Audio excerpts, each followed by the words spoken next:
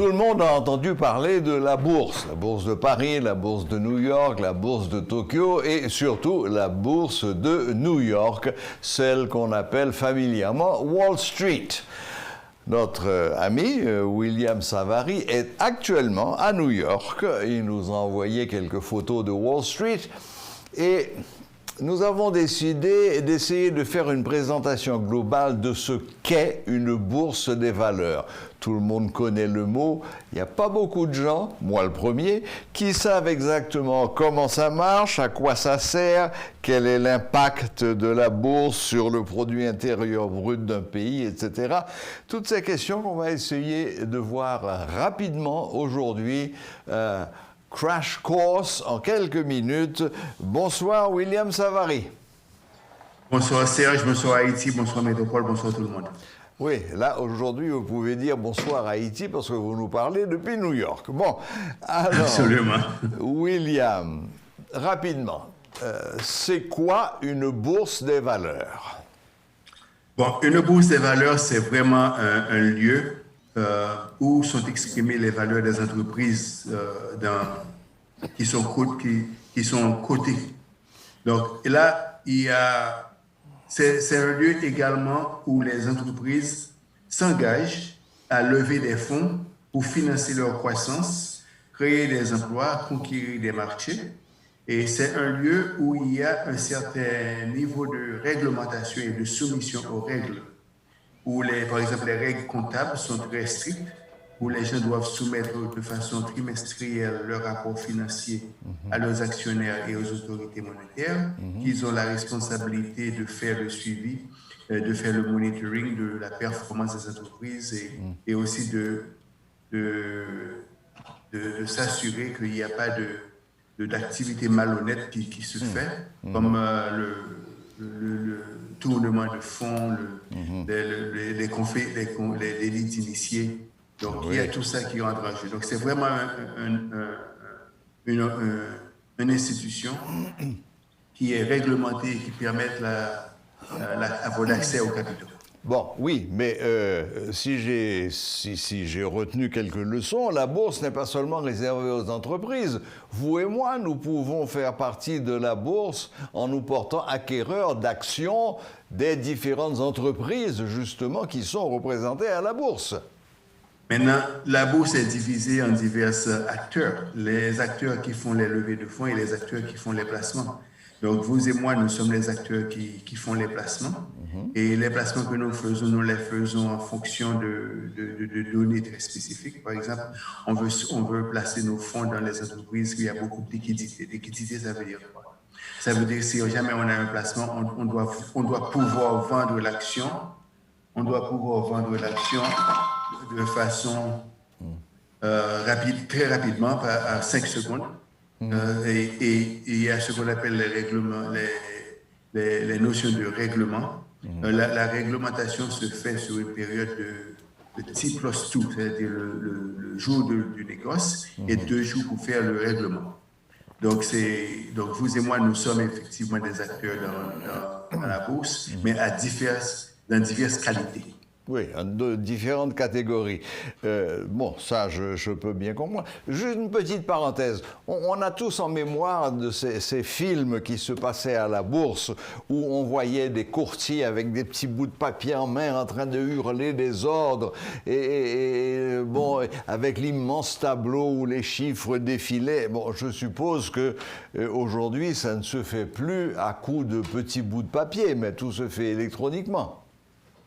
Bon, oui et non. Parce que, par exemple, si on va, par exemple, sur le marché des commodities, des denrées, à Chicago, les bouts de papier sont encore en vigueur. Par exemple, c'est vraiment ce qui se fait sur ce qu'on appelle les salles de marché.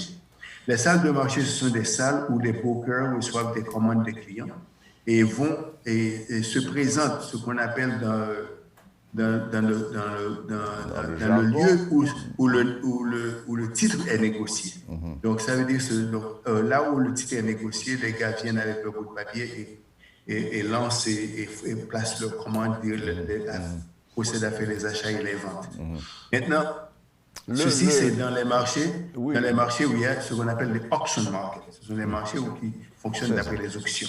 Maintenant, il y a ce qu'on appelle aussi les marchés où les titres sont négociés. Par exemple, le New York Stock Exchange, c'est un marché où les titres, c'est auction market, c'est le bid and ask.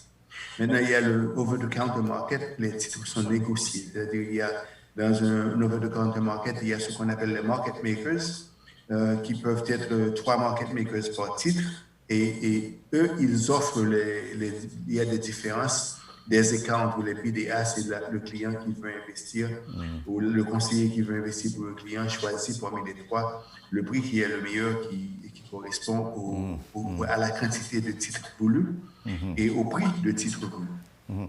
Oui, mais on ne va pas à la bourse seulement pour acheter, on peut aller à la bourse pour liquider, pour vendre. Parce que, le titre est arrivé à des sommets, on n'est pas sûr qu'il va rester aussi haut, donc on s'empresse de vendre et on emmagasine un maximum. Bon, il y a 3 réponses à cette question. La première question, effectivement, il y a le processus, les activités de la spéculation qui se font, où on achète un titre à un prix très bas et on souhaite que le titre augmenterait en valeur, et puis alors on vend le titre. Donc c'est une chose. Il y a d'autres façons d'investir, c'est vraiment d'investir sur le long terme, et non pas pour la spéculation. Par exemple, vous avez comme exemple le grand gars de Warren Buffett. C'est un gars qui te dit qu'il achète les titres qu'il comprend. Donc, les titres qu'il comprend, ça veut dire quoi? Il peut acheter Coca-Cola, il est détenteur des titres de Coca-Cola depuis plus de 25 ans, peut-être, c'est pas plus. Il achète des titres de McDonald's. Pour lui, réaliser la plus-value, c'est la chose la plus importante. Donc, il achète pour le long terme. Donc, ça, c'est une autre façon d'investir. Oui, il y a une autre façon d'investir. Et je fais une rapide petite parenthèse. Warren Buffett est un des 3 hommes les plus riches du monde.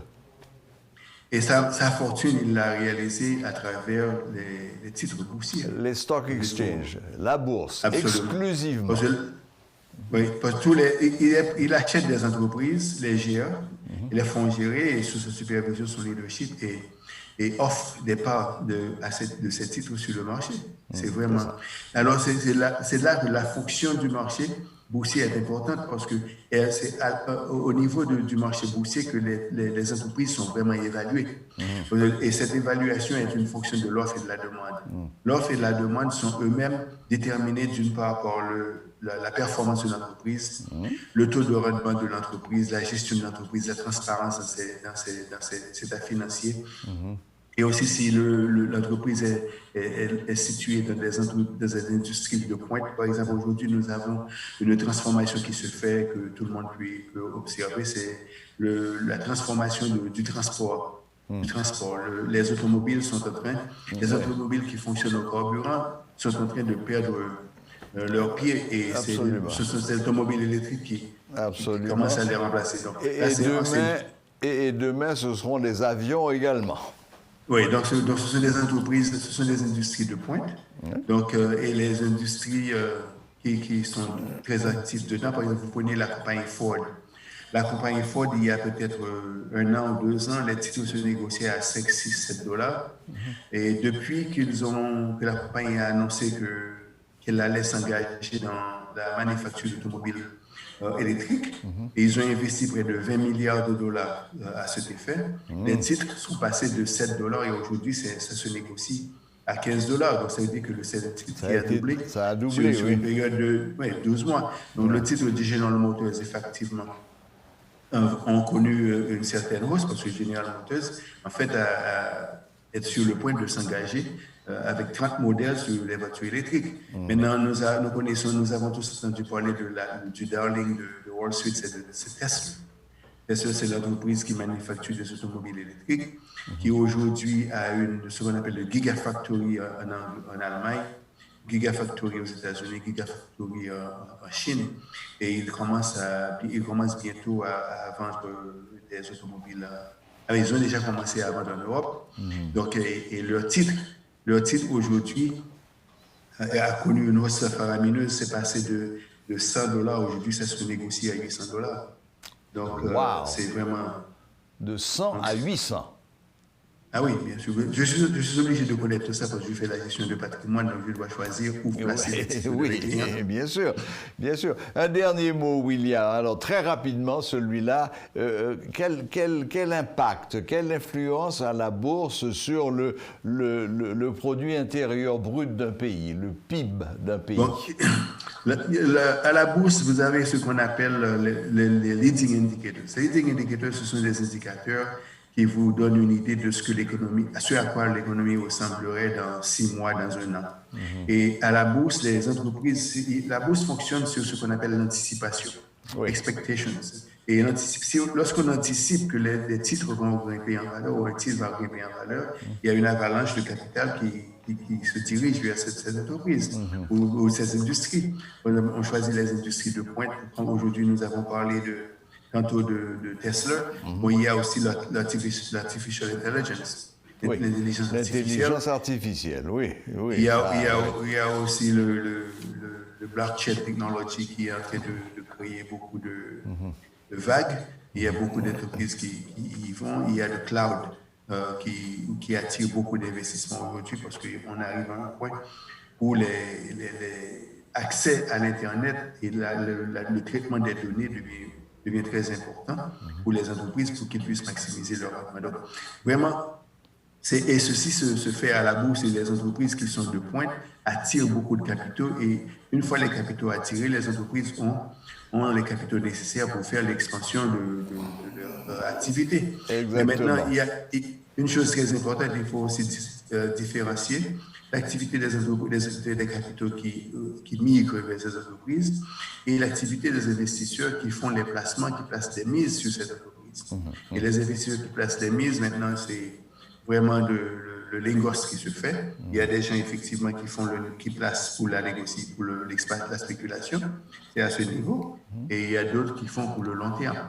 Donc c'est ce que nous avons, c'est le produit intérieur brut et la croissance. Donc c'est vraiment lorsque les gens anticipent qu'il y aura une hausse dans l'économie, le premier endroit où ça se reflète, c'est vraiment la bourse. Ça passe par la bourse, très bien. Bon, tout ça commence à être un petit peu plus clair. Bon, dites-moi, William Savary, alors, c'est ce que vous êtes en train d'essayer de faire en Haïti, que vous avez commencé à faire. Parce que vous avez, je le dis à chaque fois, vous êtes le président fondateur du Haitian Stock Exchange, c'est-à-dire la bourse d'Haïti. Oui, pour avoir travaillé pendant 40 ans sur le marché international du capital et travaillé dans plusieurs pays, être consultant pour diverses bourses à travers le monde, où j'ai participé à mettre en place plusieurs bourses, j'ai vécu l'impact des bourses sur l'économie d'un pays. Donc, depuis tantôt de 1996, j'œuvre à mettre sur pied le marché boursier en Haïti. Et depuis, je suis revenu en Haïti en 2010, je ne me concentre qu'à ce travail que je me suis donné corps et âme. Et je suis persuadé que c'est une porte de sortie pour la République d'Haïti. Et pour cela, il faut encourager les réformes bancaires, les réformes des lois de la corporation, il faut employer les réformes des lois comptables. Donc, tout ceci pour habiliter les entreprises de la République à ouvrir leur capital, à accepter de nouveaux capitaux pour qu'ils puissent d'une part conquérir des marchés, créer des emplois et croître. Sans la croissance, sans le capital, on ne peut pas croître. Et pour avoir le capital, il faut ouvrir son entreprise. Donc, absolument, je me suis adonné à ça. Tout le monde en Haïti me connaît comme la personne, comme vous le dites souvent, le fondateur de Haitian Stock Exchange. Et avec ça, nous souhaitons vraiment faire une différence dans l'économie du pays. Bon, ben écoutez, là, vous venez de faire un petit mensonge. Vous nous avez affirmé que vous consacriez 100% de votre temps à la bourse d'Haïti, moins les moments que vous passez avec nous en métropole. Donc ça ne fait pas 100%.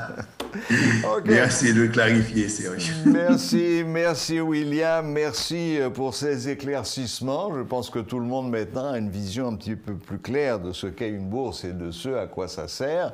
Et cela dit, je suis moi-même allé voir la bourse de New York. Quand on arrive devant ce bâtiment au bas de Manhattan, à Wall Street, donc à la rue du Mur, c'est pas impressionnant. le Ouais, building ça lui-même. ressemble à un temple grec. Oui, c'est un petit temple grec encore. Hein, la bourse de Paris, au point de vue bâtiment, building, est infiniment plus impressionnante. Bon, William, merci. On se reparle, on continue nos petites séances. Et bon séjour à New York et à bientôt d'être en tête-à-tête. Merci Serge. Bonne mesure en Haïti. Voilà, depuis New York, c'était William Savary qui nous expliquait un petit peu ce qu'est une bourse des valeurs.